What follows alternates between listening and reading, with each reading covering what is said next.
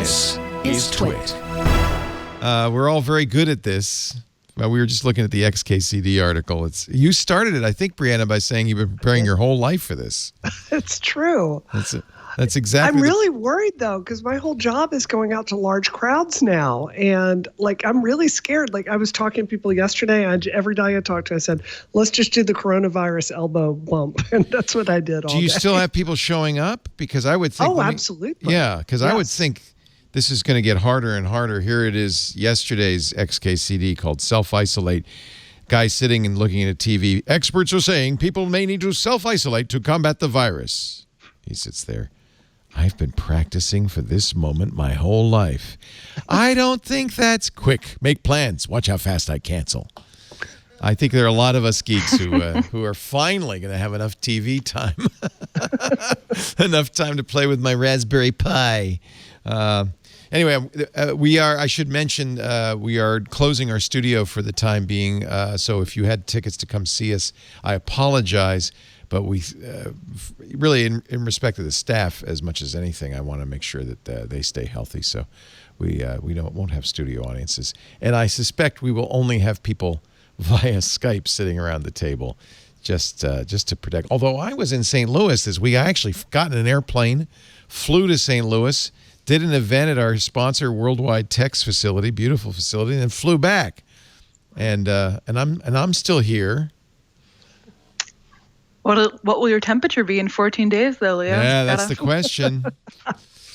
Good news. The Pope is okay. Italy is, although he's not in Lombardy, which is, I think, the region that is most affected. But he is testing negative for coronavirus, according to Italy. We've also talked to Father Robert Balaser, who is at the Vatican, and he's okay, too. So, actually, it would be a serious thing for the Pope. He's 83 years old. He had part of a lung removed several decades ago, and he has actually started to cancel audiences. Not just papal audiences, conferences being canceled, including, bit of a shock, South by Southwest. First time in 34 years. Well, it's hard to think of another reason why they would cancel it, to be honest with you. That's not... I don't know. Some conferences, they take a year off because something happens. Yeah. And I got the impression from the cancellation that South by didn't want to cancel. They really waited to the last moment. It was a very passive-aggressive kind of cancellation message. It was like, we really didn't want to do this. We didn't make the decision. The city said we didn't have to, but then, they said we should probably do it. Oh, so the city, I thought Austin made them do it.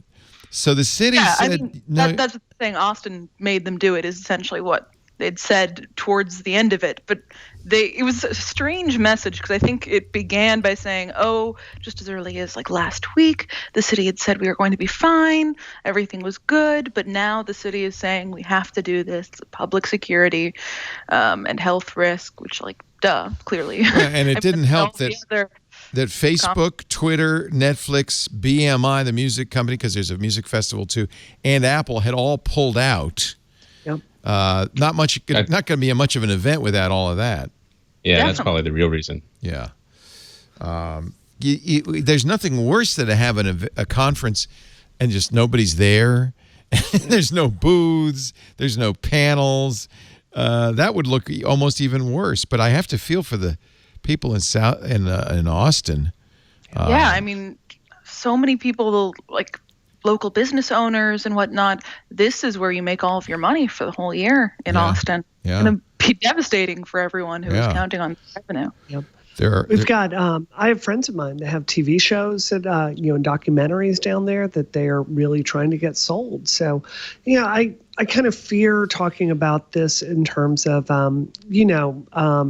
a financial damage to people, but it's very real and not just to corporations. Why would you individuals that I know? You feel if you talk about the economic consequences, you're downplaying the health consequences? I just think I want to be very careful and say it's people's health first, people's lives first. That's the top priority here. Yeah. But this is clearly another important thing to talk about. Well, you're being politic, but it is really bad for podcast advertising is disappearing. Movies, the James Bond movie What will we ever do? Having to wait 6 months. Come for a on, James that's a big deal. Oh. They was going to come out this spring. They've deferred it to November. Now somebody said it's because of the title, which is something like. I mean, I think it's because it's a good day to sicken. A good day to sicken and die, or something. Nowadays, a large part of your revenue is going to be coming from audiences in China. And if no one in China is being allowed to leave their homes and go congregate in public space with other people, why would you release your movie when half of your revenue is not going to be there? Yeah, no, I mean, that's serious. That's not. That's nothing to be sneezed at, if you forgive it. We're saying all these things, but public health is first. Yeah. That's a given. Yeah. At the same time, I think there's some benefits. Apparently, lobster prices are dropping in Massachusetts. I saw that. I live here. I can get lobster whenever I want, so I wasn't very excited by that Flights are story. really cheap. What's that? What? I've seen a lot of people tweeting about how flights are really cheap right now. Hotels are very cheap right now. Yep. Especially in Good time Austin. Yep. No, I don't mean to make light of it, because it is. You're right. Absolutely. Brianna, it's a serious health issue.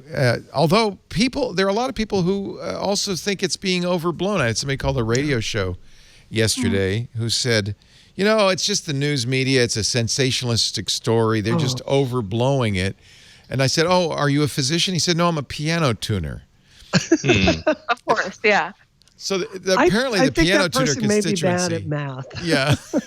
Yeah. Is it something to be worried about? I think so. Yes. Absolutely. I mean, I think the best way, the way that I've kind of explained it, because my father called me the other week kind of saying the same thing. And I was like, oh, no. I mean, I understand that for most healthy kind of young people, let's say if you got coronavirus right now, you'd probably come out of it fine. You wouldn't need hospital assistance, hopefully. But for any immunocompromised people or people who are more elderly, it's going to be a serious health challenge. And it's kind of as if we are in a world where, let's say, the flu didn't exist and the flu for the first time was making its rounds.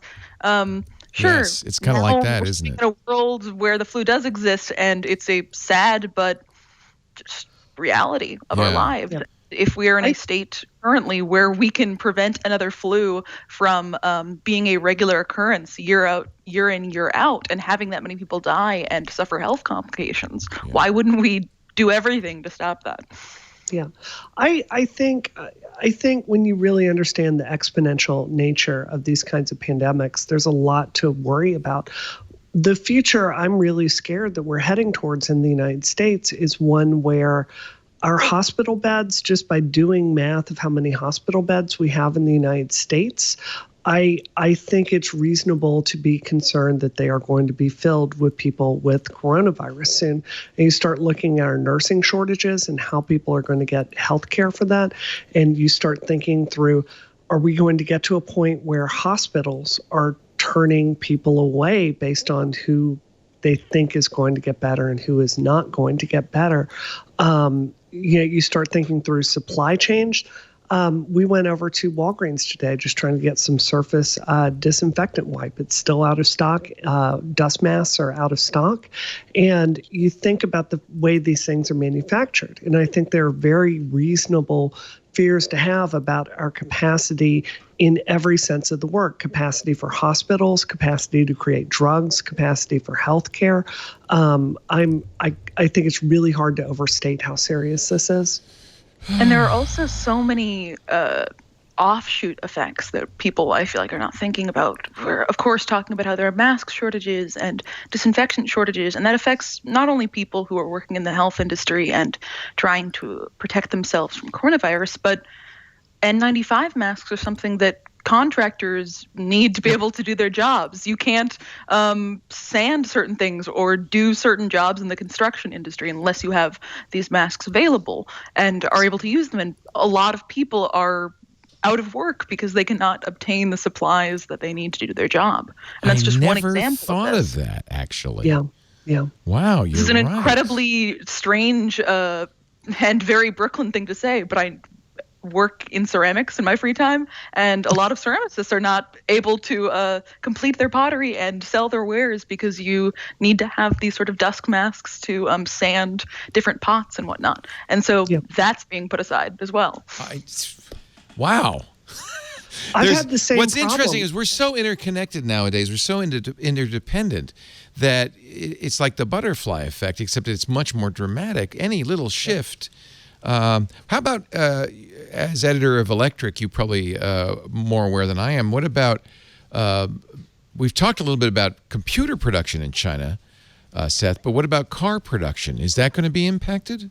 Oh, certainly. I mean, any part of the supply chain stops, and you're stuck. Like there's, if the seat manufacturer stops, then there's no cars coming out. Right. And so it's already, we've already seen some slowdowns. Car manufacturers are already warning against Q1 slowdowns, and then the whole recession, like theoretically coming out of this, is slowing people down from making big purchases. So it's going to be a big deal. Whatever you think about the virus itself, whether it's going to affect how it's going to affect you directly, indirectly, because of everybody's reaction to it, it's going to be a big deal. And we saw I think Elon Musk saying that this isn't a big deal, but he's talking about, well, how is this going to affect me? How is it going to affect people around him? Grimes and I have a lot of popcorn and many shows to watch, and we won't be leaving the house. Right.